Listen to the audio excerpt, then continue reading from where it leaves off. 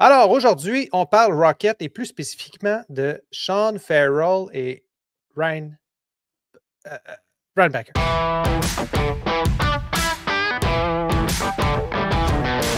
Salut Julien, comment ça va aujourd'hui? Salut Seb, je suis en forme, ça va bien. Ah, excellent. T'as aimé mon imitation? Toujours content d'être là. Excellent. Ben oui, moi aussi, je suis content de tu sois là aujourd'hui parce que les séries approchent, puis si jamais on fait les séries, il y a quelques joueurs que j'aimerais ça qu'on rappelle un peu avant parce que je ne comprends pas comment tu peux rentrer en série puis pas avoir des backups, des gars qui peuvent se remplacer sur le fly. Puis pour remplacer sur le fly, on s'entend qu'il faut que tu aies un petit peu d'expérience. Il faut que tu aies goûté un peu à des matchs importants comme celui de cette semaine, qui était quand même très important, là, on va se le dire. C'est des matchs de série maintenant là, pour les Canadiens, là, ou presque à chaque match. Oui, vraiment, vraiment. Puis, écoute, le niveau d'intensité est là pour le moment en plus. C'est encourageant. C'est ça. Ben, ça donne de l'expérience. Juste ça donne de l'expérience de plus que, OK, c'est le fun de jouer dans la AHL, là, mais de mettre un Sean Farrell dans une position où ça devient plus corsé puis que c'est des matchs plus robustes, peut-être qu'on pourrait savoir un peu plus à quoi s'en tenir avec ce type de joueur-là.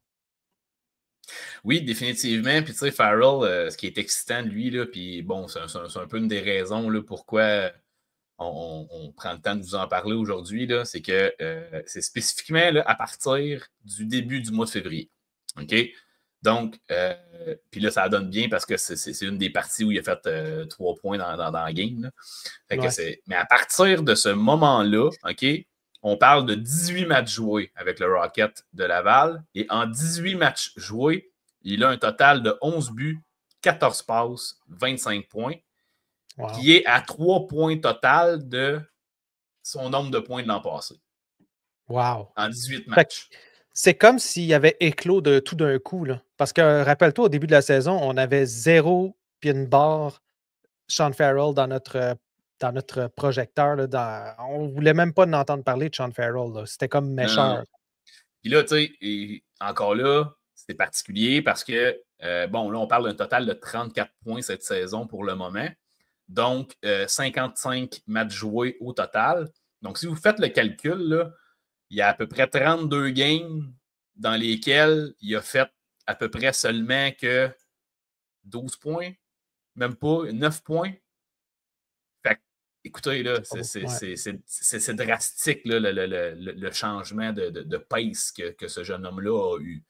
Donc, on ne se mentira pas, c'est pas mal ça qu'on avait repêché. Oui.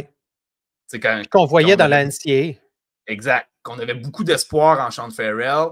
La raison pourquoi on l'a fait signer son contrat et on l'a fait jouer dans la Ligue nationale immédiatement, c'est parce que c'est un peu ce talent offensif-là qu'on voyait comme potentiel. Donc, encore là, j'ai l'impression, puis là, je n'ai pas vu tous les matchs du Rocket, là, soyez indulgents, mais j'ai encore l'impression qu'il y a une vitesse de plus à aller chercher. T'sais, mettons, là, si on se prend en boîte manuelle d'auto, il n'est pas encore en 5e. J'ai l'impression qu'il est en 4e en ce moment, mettons. Fait il reste une guire à aller chercher, là, si vous permettez l'expression. As-tu l'impression que le Canadien voudrait le laisser en bas, le laisser gagner une coupe si c'est possible, une coupe Calder? Puis si c'est possible, à ce moment-là, le ramener au camp d'entraînement l'année prochaine, tout en confiance, puis de pouvoir peut-être éclore et finalement se ramasser sur une 3e ligne avec le Canadien? Dans le cas spécifique de Farrell, j'ai l'impression que c'est ça l'objectif. Ouais. Puis là, prends-moi s'il y a quelque chose, mais je crois qu'il nous reste seulement 1 ou 2 rappels possibles au niveau de la Ligue nationale. Oui, c'est ça. Il y a un certain nombre, effectivement, il faut faire attention là, parce que ça pourrait être dangereux.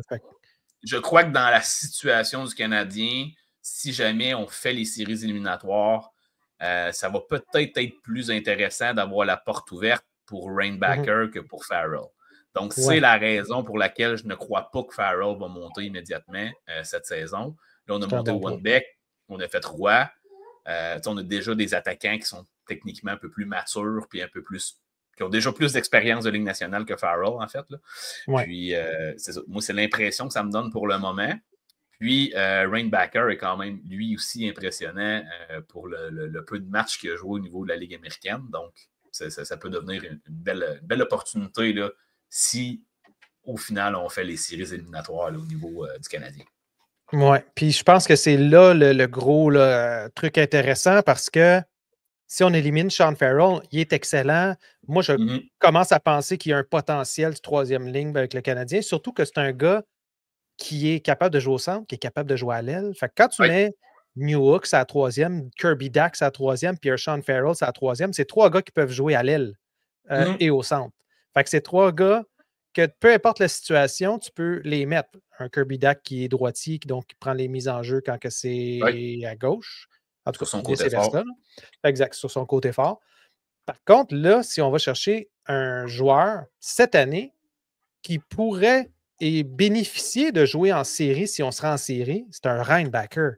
Reinbacker, si on peut l'amener avec le Canadien dans les 10 derniers matchs, lui faire jouer quelques matchs, lui faire tester la glace, voir, OK, es-tu prêt pour au moins faire une première ronde de série ou à tout le moins être le 7e défenseur en série, pourrait suivre le Canadien puis apprendre de tout ça, comme un Slav, que ça va être sa première fois qu'il pourrait se rendre en série, un Lane Hudson, ben Reinbacker bénéficierait là, de faire ça. Là. Oui, définitivement. Puis là, ce qui est en train de prouver, en fait, là, au niveau du Rocket en ce moment, c'est que ça ne coûte rien de l'avoir sur la glace. Puis, tu sais, ça a une valeur inestimable au niveau de la Ligue nationale. Ouais. On l'a vu avec Strubble l'an passé. Combien d'entre nous étaient excités de voir le rendement de Strubble l'an passé parce que quand il était sur la glace, ça ne coûtait rien. Exact. Non, combien de nous... Puis là, tu sais, je vais extrapoler, là, mais combien de nous étaient un petit peu déçus quand même quand Kovacevic a été changé parce qu'on n'avait pas beaucoup de trucs à droite, puis il ne coûtait rien quand il était sur la glace. Oui, c'était le gars avec les moyennes de plus et moins la plus élevée du Canadien à ce moment-là. Oui, avec un club qui performait très mal au niveau des plus et moins, au niveau général en plus. Donc, tu sais, si on se place du côté de Reinbacker, ce qui est intéressant, c'est qu'à part son premier match, où il a fini avec -2, il est dans le positif à toutes les parties qu'il a jouées avec le Rocket de Laval. Il y a toujours 1, 2, 3 lancés au filet aussi. Puis bon, Dieu sait que ce n'est pas sa spécialité, là, le côté offensif en zone adverse. On est beaucoup plus au niveau d'un défenseur qui est excellent en relance dans sa zone. Donc, récupération de rondelles, puis relance contre-attaque, en fait. Oui. C'est beaucoup plus là, sa spécialité. Fais-tu penser un peu à Taze Makar, mettons? Dans quel sens exactement tu veux? Dans le sens que Makar, on le met joueur offensif pur et dur en termes de défense, même s'il est capable de défendre. Même chose pour Lane Hudson.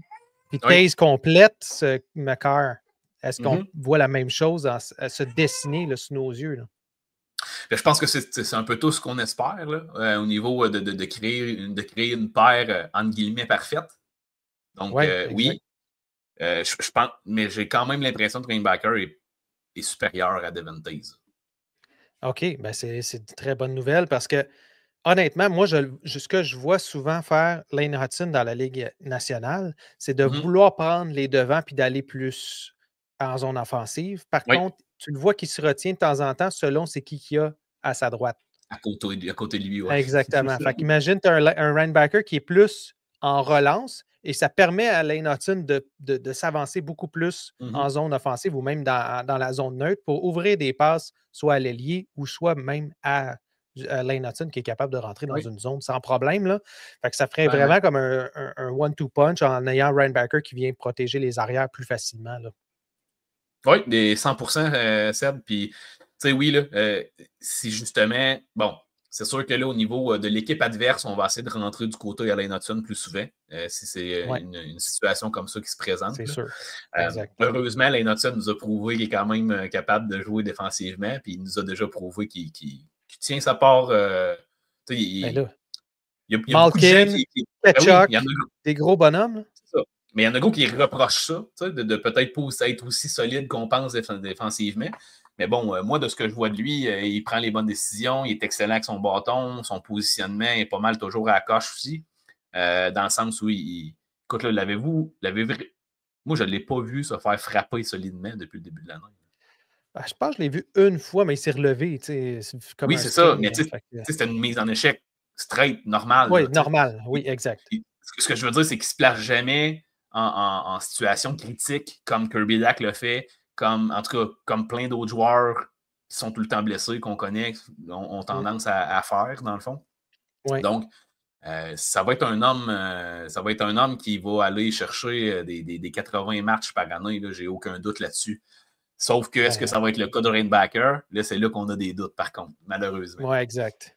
Ben, au moins, si on peut avoir un homme de fer, même s'il est petit, c'est pas grave, à la défense, parce que, on va se le dire, on a Suzuki, mais à part de Suzuki, qui est là à tous les matchs, présent et prêt à jouer à des bonnes minutes, là, de prêt à jouer longtemps. Matheson n'est pas pire, là, je ne l'ai pas vu souvent blessé, mais ça reste Quand que même, c'est vrai.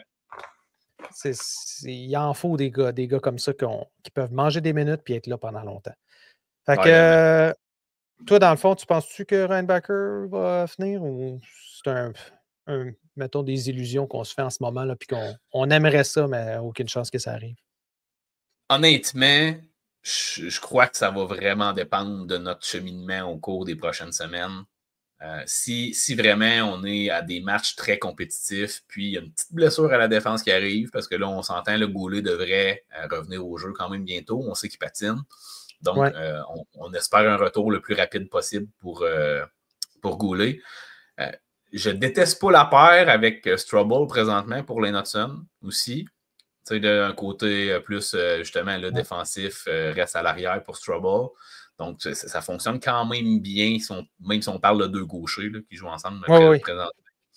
Sauf que j'ai vraiment l'impression que Rainbacker, s'il reste en santé aussi, parce qu'il ne joue pas tous les matchs là, depuis son retour au jeu au niveau de la Ligue américaine. Donc, s'il peut vraiment revenir à un 100% réel, je ne serais pas surpris que si le Canadien est vraiment dans la course d'ici la fin, parce que le calendrier n'est pas nécessairement facile non plus. Là. Non, exact. Donc, ça va dépendre là, en fait là, du retour. D'après moi, après l'aller-retour contre les Panthers. Bon. Les Panthers, oui, c'est ça. Ça, c'était un match que je voyais, puis après ça, avoir le dernier stretch. Là. Oui, fait que là, dans le fond, le voyage qu'on fait, puis qu'on finit chez les Panthers en Floride, puis après ça, on revient à la maison contre les Panthers toujours. Je crois que ça va être un peu là le point névralgique pour savoir là, si dans les 10-12 dernières rencontres de l'année, il me semble que c'est à peu près 10 après ça. Là. Écoute, là, je peux me fourvoyer, je n'ai pas le calendrier devant moi. Là. Mais c'est vraiment à partir de ce moment-là, je crois que ça va être le point où on va se dire OK, Rainbacker est rendu à 12 games de jouer à Laval. Ça va bien en ce moment. On a l'opportunité de peut-être pouvoir le monter puis lui donner des minutes intéressantes parce qu'on joue vraiment des trucs, on joue des games là, très importantes au niveau de la Ligue nationale. Puis, il nous a prouvé dans ces 12-13 matchs à Laval qu'il ne coûte rien. Fait que si c'est vraiment ça la situation à l'aube de ces deux matchs-là contre les Panthers, je crois qu'on a une chance de peut-être le voir jouer quelques matchs au niveau de la Ligue nationale. Ouais, je ne me trompe pas, c'est 8 matchs qui resteraient à ce moment-là. Après, ah, c'est ça. C'est suffisant. C'est suffisant. Puis même là, Goulet, s'il peut prendre son temps, être sûr d'être prêt, parce que si on se rend en série, ça reste qu'on va avoir besoin des gars solides qui ne se blessent pas. Donc, il ne faut pas qu'ils se reblessent en plein milieu des séries. Merci beaucoup. C'était bien intéressant. Puis vivement Rainbacker à Montréal pour montrer de quoi il est capable. Ça, c'est sûr que ça va nous aider. Mais oui, puis la seule affaire, il a toujours été blessé depuis le début de l'année, fait qu'on est un peu encore dans le doute par rapport à son potentiel de jouer dans la Ligue nationale. Moi, de ce que je vois présentement, je suis juste convaincu qu'il serait déjà dans la Ligue nationale s'il avait joué toute la saison. Donc, ça reste à voir, là, mais au pire, ça va aller à l'année prochaine. Donc, c'est le pire des cas quand même, mais bon. Merci Julien, merci la gang, c'était bien le fun. Les pouces, aimez ça, puis suivez-nous, c'est toutes les semaines, les jeunes loups, au moins une fois. Hein? Yes. À la prochaine, ciao. Salut tout le monde.